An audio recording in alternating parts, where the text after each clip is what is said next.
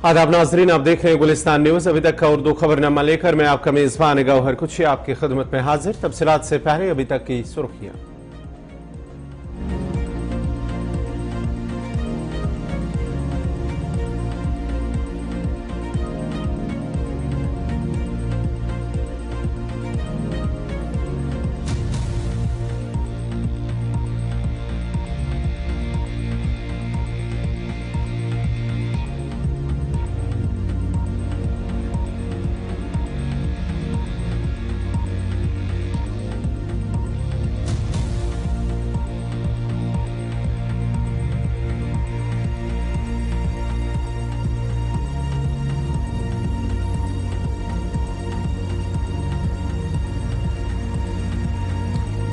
और पेश खबरों की तफसील। सबसे पहले खबर जिला बडगाम से आ रही है। जिला बडगाम में एनआई की छापामारी हुई है और कई अहम दस्तावेजात जब्त करने का दावा किया है। एनजीओ टेरर फंडिंग मामले को लेकर एनआई की जानिब से कार्रवाई की गई है, जहां पर बडगाम के अंदर डंडूसा इलाका है, खुरम परवेज के दफ्तर, जो उनका दफ्तर है, एनजीओ का दफ्तर बडगाम के अंदर है डंडूसा, जहां पर एनआई की जानिब से आज सुबह ही एक कार्रवाई की गई है, छापामारी हुई है और छापामारी के दौरान तलाशी ली गई और तलाशी के दौरान कई अहम दस्तावेजात जब्त करने का दावा किया गया है। जिला बडगाम के डंडूसा इलाके में खुरम परवेज के दफ्तर, जो एनजीओ का दफ्तर है, एनजीओ टेरर फंडिंग मामले को लेकर एनआई की जानिब से कार्रवाई की गई है। खुरम परवेज के दफ्तर पर छापामारी और दफ्तर की तलाशी ली गई है, जबकि जराये का कहना है कि एनआई की टीम ने डंडूसा बडगाम में वाक़ा एनजीओ के दफ्तर की तलाशी ली और तलाशी के दौरान कुछ दस्तावेजात कब्जे में लिए गए हैं। ये तलाशियां एक एनजीओ जो टेरर फंडिंग मामले को लेकर तलाशी कार्रवाई हुई है, छापामारी हुई है। आपको बताते कि खुरम परवेज पहले ही टेरर फंडिंग मामले में जेल में है और इस पर गुज़िश्ता साल मई में एक चार्जशीट दाखिल की गई थी। एनजीओ टेरर फंडिंग मामले में 20 मार्च 2023 को होने वाली पहली गिरफ्तारी के बाद नेशनल इन्वेस्टिगेशन एजेंसी यानी एनआई ने Jammu and Kashmir Coalition of Civil Societies JKCCS के प्रोग्राम कोऑर्डिनेटर और फिलिपाइन में कायम एनजीओ एशियन फेडरेशन के चेयरपर्सन जो खुरम परवेज, उन्हें गिरफ्तार किया है। और इस सिलसिले में आज एनआई की जानिब से डंडूसा बडगाम के इलाके में उनके दफ्तर पर छापामारी हुई है और कई अहम दस्तावेजात जब्त करने का दावा किया गया है। तफसीलात के लिए सीधा चलते हैं ग्राउंड जीरो, जहां हमारे साथ हैं अशरफ। अशरफ, क्या कुछ तफसीलात है? आज एनआई की जानिब से कार्रवाई की गई है। की बात करें तो ये धंधूसा इलाका बेमना में पड़ता है और डिस्ट्रिक्ट बडगाम है। तो यहाँ पर आज एनआई की टीम करीब 5-5:15 बजे के करीब आ जाती है और यहाँ पर एक अंडर कंस्ट्रक्शन बिल्डिंग है, वो आपको मैं जरा दिखाना चाहिए। यही वो बिल्डिंग है जिसमें इस वक्त एनआई की तरफ से वहाँ अंदर सर्च चल रहा है। और आपको ये बताया, खुरम परवेज जो कि एक एनजीओ चला रहे थे, जिस एनजीओ का जो नाम है JKCCS और जिसके वो चेयरपर्सन भी है। और इसके अगर कोलैबोरेशन की बात करें, वो है फिलिपाइन बेस्ड एक NGO federation against involuntary disappearance. तो इनके साथ इसकी जो है कोलैबोरेशन की। तो आपको बता दें, ये जो आज की छापामार कार्रवाई की अगर हम बात करें, जो खुरम परवेज पहले ही जेल में है और टेरिंग फंड जो टेररिस्ट फंड है उसके केस में वो बंद है। आज जो है एनआई की तरफ से यहाँ पर एक छापामार कार्रवाई चल रही है। अभी भी जो है सुबह से एनआई की टीम जो है अंदर सर्च कर रही है। ये अंडर कंस्ट्रक्शन बिल्डिंग है, आप देख सकते हैं, चाहे CRPF हो, जम्मू कश्मीर पुलिस हो, वो यहाँ पर सुबह जो है एनआई की टीम के साथ मौजूद है। यही वो बिल्डिंग है जहाँ अंदर इस वक्त जो है एनआई की जो टीम है वो अंदर सर्च कर रही है क्या कुछ वहां से, क्योंकि सुबह से इतना टाइम अभी तक इसमें अभी भी सर्च ऑपरेशन चल रहा है। सुबह से ये बताएगा क्या ये जो अंडर कंस्ट्रक्शन इनका जो खबर आ रही है कि एक दफ्तर, क्या ये अभी भी जेर तामीर है? जो अंडर कंस्ट्रक्शन आप कह रहे हैं कि अंडर कंस्ट्रक्शन है, और दूसरी तरफ से ये कहा जा रहा है उनका कहीं पे दफ्तर चल रहा था, उसमें भी छापामारी हुई है, क्या इस हवाले से कोई तफसीलात है? देखिए गवर, मैं जिस अंडर कंस्ट्रक्शन बिल्डिंग की बात कर रहा हूँ, यही उसका ऑफिस भी है अंदर, जहाँ आप देख सकते हैं अंदर यही वो बिल्डिंग है, यही वो ऑफिस है खुरम परवेज का, जहाँ से वो पूरा ऑपरेट कर रहे थे। पूरा जो इसका यहाँ पर खाका हम कहते थे वो यहाँ पर मौजूद था। यही वो बिल्डिंग है, हालांकि इसके शीशे विशे टूटे हुए हैं किन वजूहत पे, मगर जो अंडर कंस्ट्रक्शन बिल्डिंग, ये ऑफिस भी है और बिल्डिंग अंडर कंस्ट्रक्शन पिछले कई सालों से ये बिल्डिंग बंद थी और बीच बीच में कभी कभार वो यहाँ आते थे और इस ऑफिस में बैठते थे। तो ये ऑफिस है अब अगर अभी अंडर कंस्ट्रक्शन, क्योंकि एक ही स्टोरी से बनी हुई थी, बाकी बिल्डिंग में जो शीशे हैं वो टूटे हुए हैं।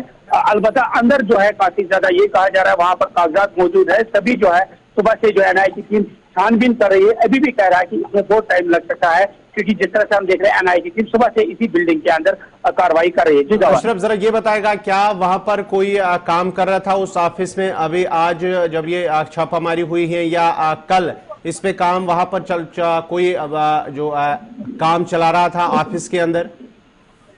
देखिए, मैंने पहले भी कहा ये जो है ये बिल्डिंग 2014 करीबन 2014 से पहले जो है ये बिल्डिंग बनाई गई है। तब से ये बिल्डिंग बीच बीच में यहाँ पर वो आते थे, बंद ही रहती थी, यहाँ कोई नहीं आता था। पहले यहाँ कोई ऑफिस यहाँ इसकी देखभाल कर रहे थे, उसके बाद जब यहाँ के हालात बिगड़े उसके बाद जो है यहाँ कोई नहीं रहता था। खाली यहाँ पर जो ऑफिस के कागजात है, कहा यह जा रहा है कि जितने भी डॉक्यूमेंट थे वो इसी बिल्डिंग में वो खुर्रम परवेज रखते थे। सभी जो है आज एनआईए की टीम इस बिल्डिंग में आ रही है और अंदर इस वक्त लगातार जो है अंदर सर्च ऑपरेशन चल रहा है। मैं आपको देखो अंदर इस वक्त अगर कैमरामैन दिखा पाएगा वो देखिए अंदर एनआईए की टीम अंदर जो है काफी देर से सुबह से अंदर बैठी हुई है, पूरा सर्च कर रही है। जो कागजात है, फाइलें हैं, उनको चेक किया जा रहा है।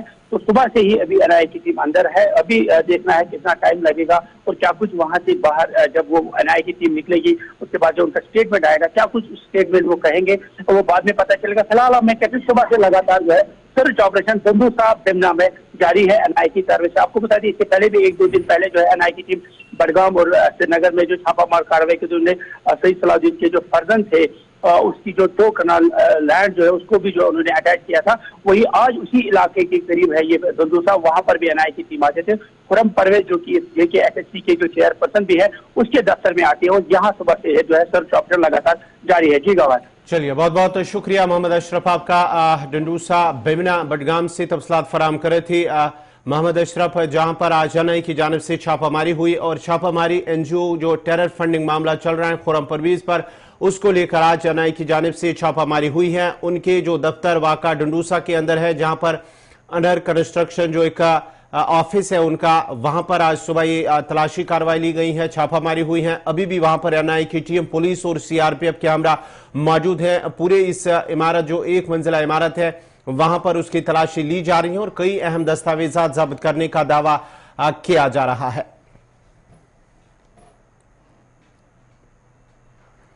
मेंढर के भट्टाधुनिया जंगली इलाके में आज 7वें रोज मिलिटेंट मुखालिफ ऑपरेशन जारी रहा।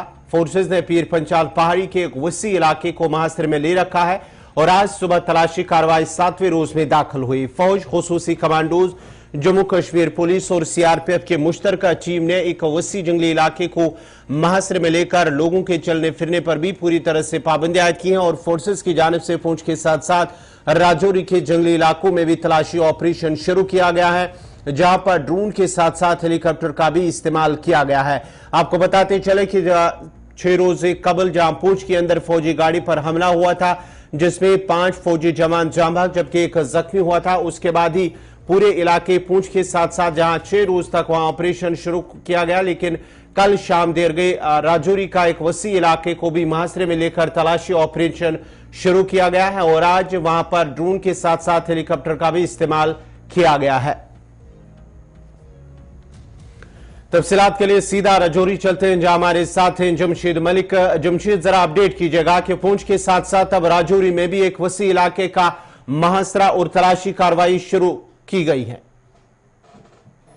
गौर बिल्कुल, जहां 7वें रोज भी आज हम देख रहे हैं कि भाटादुनिया इलाके में बड़े पैमाने पर एक सर्च ऑपरेशन चलाया जा रहा है जिसमें पहले ड्रोन के साथ साथ अब हेलीकॉप्टर का भी इस्तेमाल किया जा रहा है और जंगल के ऊपर लगातार हेलीकॉप्टर नजर आ रहे हैं। उसके साथ साथ अगर बात करें कि देर रात को हमने देखा था कि मेंढर के एक वसी इलाके में जिसमें बालाकोट हो या मनकोट हो, इन इलाकों के साथ साथ शाहरा पर भी तलाशी की कार्रवाई देखने को मिल रही थी और उसके बाद राजौरी के कुछ इलाके जो बिल्कुल बालाकोट के साथ या लगने वाले हों या मेंढर के साथ लगने वाले थाना मंडी के इलाके में, इन इलाकों में भी सेना की बड़ी नफरी तैनात की गई है और जराये के हवाले से ये भी खबर सामने आ रही है कि सेना के अफसरान भी आज राजौरी पहुंच रहे हैं जहां एक आला सतह एक मीटिंग भी की जा रही है क्योंकि इस इलाके में जिस तरह ये दूसरा वाक़ा है, क्योंकि 2021 के बाद 2023 में भी इस तरह की बड़ी वारदात इस इलाके में देखने को मिली, जिसके बाद हम ये कह सकते हैं कि अब की बार इस इलाके में कोई बड़ा ऑपरेशन जरूर चलाया जा सकता है, जिसके चलते इस तरह की कार्रवाइयां देखने को मिल रही है। क्योंकि इस जंगल को चारों तरफ से घेर के रखा गया है कि जंगल के अंदर जाने का रास्ते तमाम बंद है, बाहर निकलने के रास्ते बंद हैं। जहां पहले एनआईए की टीम भी मौके पर पहुंची थी, उसके बाद एनएसजी की टीमें भी वहां पहुंची थी और पैरा कमांडो भी इस वक्त इस जंगल के अंदर दाखिल हैं, जहां लगातार सर्च ऑपरेशन चलाया जा रहा है और सर्च ऑपरेशन की निगरानी जहाज से की जा रही है। और कह सकते हैं कि कोई बड़ा ऑपरेशन इस जंगल के अंदर जरूर किया जा सकता है। गौर जमशेद, ये जरा बताइएगा, क्योंकि खबर ये भी आ रही थी, जो फौज को एक इतला मिली थी कि 5 से 6 मुश्तबे अफराद की नक्ल हरकत देखी गई है, तो क्या इस हवाले से भी उस जगह को भी मुहासरा किया जाना है, तलाशी कार्रवाई ली जाए, या जो जंगल के अंदर जहां पर बताया जा रहा है कि वहां पर मिलिटेंटों की मौजूदगी है, वहां पर भी तलाशी ली गई है, या कि अभी पूरा जो इलाका है बाहर से भी उसे घेरे में लिया है, या अभी तलाशी करनी बाकी है? गौर बिल्कुल, अगर भाटा दुनिया के जंगल की जहां तक हम बात करें, कि वसी इलाका है जिसका एक हिस्सा जाके सुरनकोट के साथ और दूसरा हिस्सा जाके थाना मंडी राजौरी के साथ मिलता है, और बहुत ज्यादा घना जंगल है। और इस जंगल के अंदर कोई आबादी भी नहीं है, क्योंकि ये काफी घना जंगल है, इसके अंदर भी आबादी भी नहीं है। उसके चलते सेना को काफी परेशानियों का सामना भी करना पड़ता है, क्योंकि मौसम भी खुशगवार नहीं रहता। जिस तरह पिछले 2 दिन मौसम ने एक बार फिर करवट ली थी, आसमान पे बादल, हल्की बारिशें भी शुरू हुई थी। उसको देखते हुए सेना की तरफ से जंगल को पहले चारों तरफ से घेरा गया है, चाहे थाना मंडी का इलाका कहीं या सोनकोट का इलाका कहीं, जंगल से पूरी तरह इसको घेर के रखा गया और भाटा दुनिया इलाके से सेना के अंदर की तरफ रुख किया है। हालांकि इसके हवाले से जिस तरह खबरें आ रही थी, 2 से 4 मिलिटेंट इस जंगल के अंदर थे, जिन्होंने चलिए, बहुत बहुत शुक्रिया जमशेद मलिक आपका। ये थे राजौरी से जमशेद मलिक तफसीलात फराम करे थे। आज जहां 7वें रोज में ऑपरेशन दाखिल हुआ, मिलिटेंट मुखालिफ ऑपरेशन, जहां पूंछ के अंदर फौजी गाड़ी पर हमला हुआ था, जिसके नतीजे में 5 फौजी जवान जान भाग जबकि 1 जख्मी हुआ था। उसके बाद ही फोर्सेस की जानिब से, जिसमें पुलिस भी है, सीआरपीएफ है, फौज है, और अब एनएसजीज को भी वहां पर तैनात किया गया है और उनकी खदमात भी हासिल की गई है। उसके साथ साथ ही ड्रोन्स का भी इस्तेमाल किया जा रहा है, हेलीकॉप्टर का भी इस्तेमाल किया जा रहा है। लगातार आज 7वें रोज में ऑपरेशन दाखिल हुआ और आज माना जाता है कि राजौरी के अंदर आज एक आला सतही मीटिंग होगी, जिसमें फौज के आला कमांडर इस मीटिंग में शिरकत करेंगे और पूरे इलाके का जो वसी इलाका है, चाहे पूंछ की बात करेंगे, भट्टा दूरिया की इलाके की बात करेंगे, पूरे जंगली इलाके को मुहासरे में लेकर तलाशी कार्रवाई शुरू की गई है और हेलीकॉप्टर के साथ इसकी निगरानी की जा रही है। ड्रोन का भी इस्तेमाल किया जा रहा है।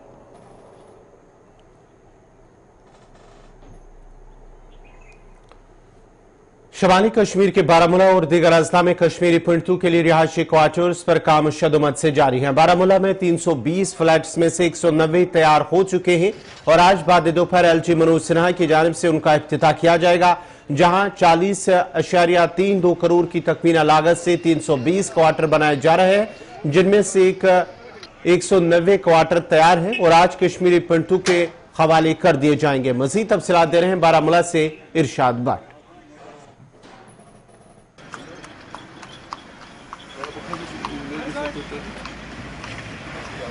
शुमाली कश्मीर के बारामूला के खुशबाग इलाके की बात करें, जहां पे आज लेफ्टिनेंट गवर्नर मनोज सिन्हा साहब वो यहां पे आएंगे और बाज़ाब्ता तौर पर जो है वो इस कॉलोनी का इब्तिदा करेंगे। और देखा जाए यहां पे तमाम तर इंतजामात जो है वो मुकम्मल हो चुके हैं, चाहे हम डिस्ट्रिक्ट एडमिनिस्ट्रेशन के हवाले से बात करें या सिक्योरिटी फोर्सेस के हवाले से बात करें।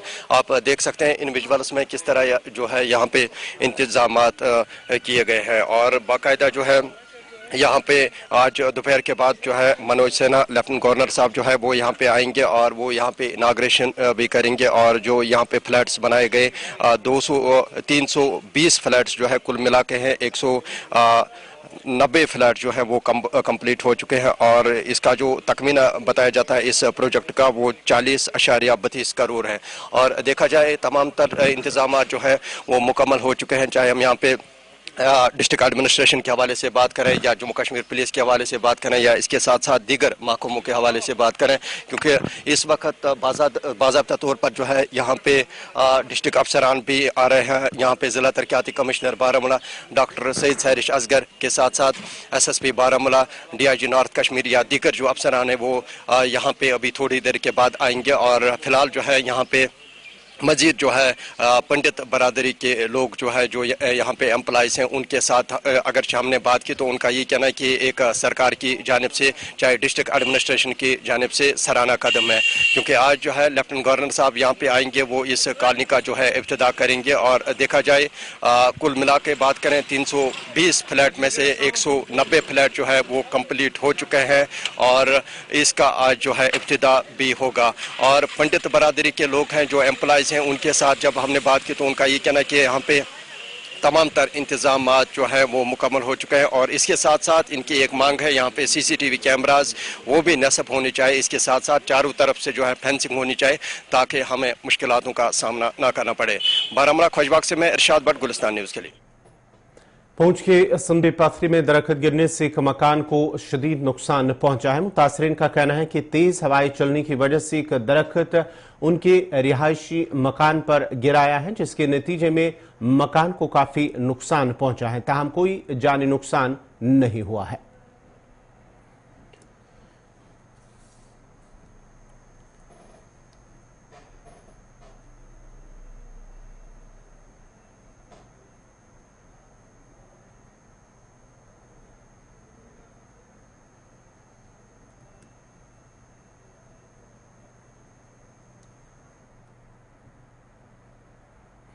जिला पुंछ की तहसील हवेली के सीढ़ी ख्वाजा लेफ्ट के दूर दराज और पहाड़ी इलाका बन्नी के वार्ड नंबर 5 में गुज़श्ता दिनों शदीद बारिशों के सबब जमीन खिसकने की वजह से करीब 2 रिहायशी मकानों को शदीद नुकसान पहुंचा है, जिसको लेकर मुतासरा खानदान सख्त परेशान है। इस हवाले से मुतासरा खानदान और मकामी लोगों ने कहा है कि गुज़श्ता दिनों बारिशों के दौरान जमीन खिसकने की वजह से रिहायशी मकानों को नुकसान हुआ है और इस पस्सी की जद में करीब 10 मकान आ रहे हैं कि कब यह जमीन खिसकेगी और दीगर मकानों को भी नुकसान पहुंचेगा और एक बड़ा हादसा पेश आ सकता है। उन्होंने कहा कि जहां से जमीन खिसकी है उसके अतराफ में बाकी की जमीन भी दिन ब दिन खिसक रही है। उन्होंने LG इंतजामिया और पुंछ इंतजामिया से अपील की है कि जानी और माली नुकसान से बचने के लिए जरूरी और ठोस इकदाम उठाए जाए।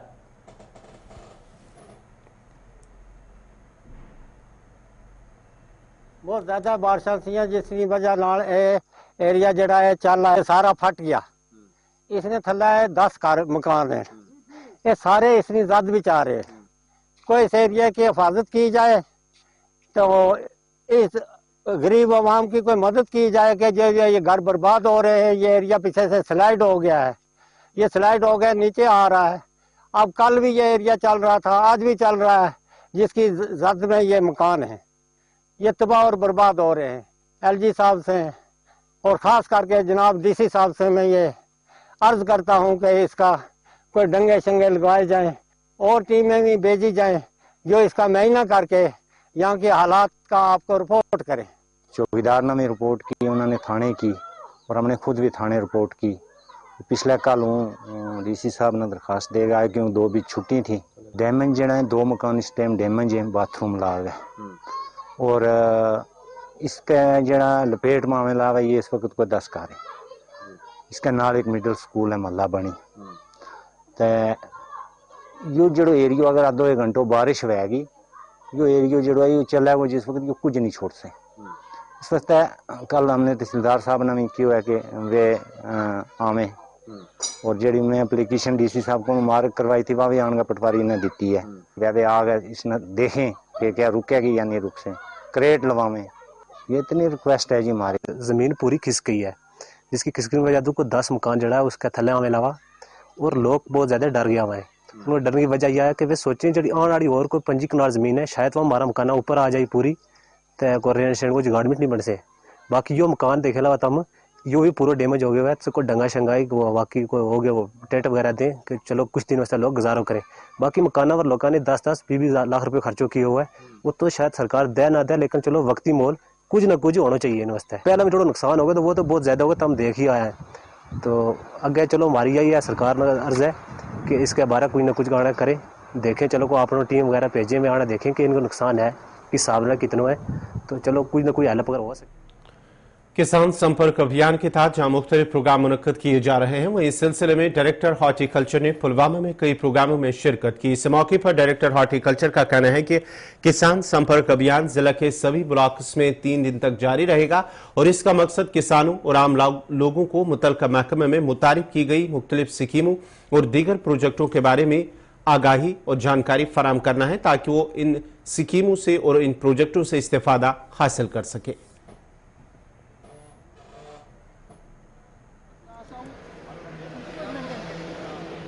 किसान संपर्क अभियान, अगर हम अपने एग्रीकल्चर की बात करेंगे, एग्रीकल्चर जो है ये ब्रॉड टर्म है। इसमें मेन एग्रीकल्चर जो हमारा है, चाहे वो पैडी कल्टीवेशन है, ये वीट है, मेज़ है, हमारी वेजिटेबल्स है। एग्रीकल्चर के साथ ये ब्रॉड टर्म समझिए एक अम्ब्रेला है। ये इस अम्ब्रेला के अंदर बाकी भी इसके सेक्टर्स हैं। अगर हम देखेंगे हमारे तकरीबन 70% पीपल जो है रूरल पॉपुलेशन है और जो मुंसलिक है एग्रीकल्चर के साथ। तो गवर्नमेंट ने यह फैसला किया कि जो हमारी फार्मिंग कम्युनिटी है, हम अपने एग्रीकल्चर को इस तरह से चेंज करेंगे, अपनी फार्मिंग को मॉडर्न लाइन्स पे लाएंगे, इसमें नए प्रोजेक्ट शुरू करेंगे जिनसे हमारी फार्मिंग जो है ये सबसिस्टेंस से निकल के, यानी हम इस वक्त सबसिस्टेंस फार्मिंग अगर कर रहे हैं, ये हमारे लिए मुनाफा बख्श फार्मिंग हो। एक हम अपनी ज़रूरियात पूरा करेंगे और इसके अलावा हम इससे कमाएंगे भी, हमारी रोज़गार का ये ज़रिया बनेगा।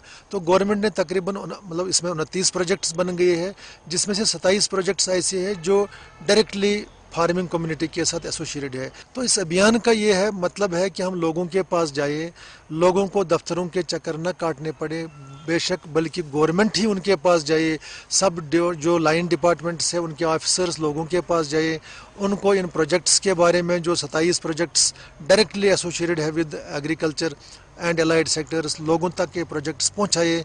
इसके अलावा हमारी सेंट्रली स्पॉन्सर्ड स्कीम्स है, उन पे भी वीडियोस बने हैं जो हम इन 3 दिन दिखाने जा रहे हैं। टोटल ये ट्रेनिंग प्रोग्राम जो है ये 24 अप्रैल को शुरू हो गया और ये एंडिंग अगस्त तक चलेगा। टोटल 10,695 सेशंस होंगे। तो ये फैसला हो गया है कि मंडे, ट्यूसडे, वेडनेसडे हर जो डिस्ट्रिक्ट है उसके जितने भी ब्लॉक्स है, हर एक ब्लॉक के एक पंचायत में 3 दिन ये चलेगा। तो पर्पज़ इसका यही है, हम लोगों के पास आ जाएंगे, लोगों को बताएंगे कि गवर्नमेंट की स्कीम्स है, इसमें नए नए इंसेंटिव्स और बहुत ल्यूक्रेटिव इंसेंटिव्स है, हाई लेवल इंसेंटिव्स है। लोगों को दावत दी जा रही है, इनमें लोगों में अवेयरनेस क्रिएट की जाती है कि आप आएँ, एग्रीकल्चर और इसके अलाइड शोबों में इन्वेस्ट करें और इस एग्रीकल्चर फार्मिंग जो हमारी है इसको मुनाफा। पीने के साफ पानी की अदम दस्तयाबी की शिकायत करते हुए डोडा के लोगों का कहना है कि महकमे जल शक्ति की लापरवाही से इलाके के लोग आलूदा पानी इस्तेमाल करने पर मजबूर हो रहे हैं, जिसकी वजह से इलाके में कई बीमारियां फूट पड़ने का खदशा है। मकामी लोगों का कहना है कि अगरचे बार बार मुतल्लिका महकमे की नोटिस में मिलाया गया कि आवाम को पीने के लिए साफ पानी फराहम किया जाए, ताहम आज तक कोई संजीदा कदम नहीं उठाया गया। उन्होंने अब महकमे जल शक्ति के आला हुकाम से अपील की है कि आवाम को पीने का साफ पानी फराहम किया जाए। देखिए, मेरा नाम है Asif Iqbal, counsellor ward number 3। ये जो पानी का मसला है, ये मैंने काफ़ी बात जिला एडमिनिस्ट्रेशन के साथ भी बात की, पीएचई के साथ भी बात की।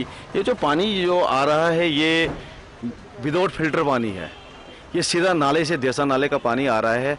उस वजह से यहाँ पर लोग जो है हर साल बीमार होते हैं। जो ही थोड़ी सी बारिश हो जाती है ये गंदा पानी आ जाता है और उससे लोग बीमार होते हैं।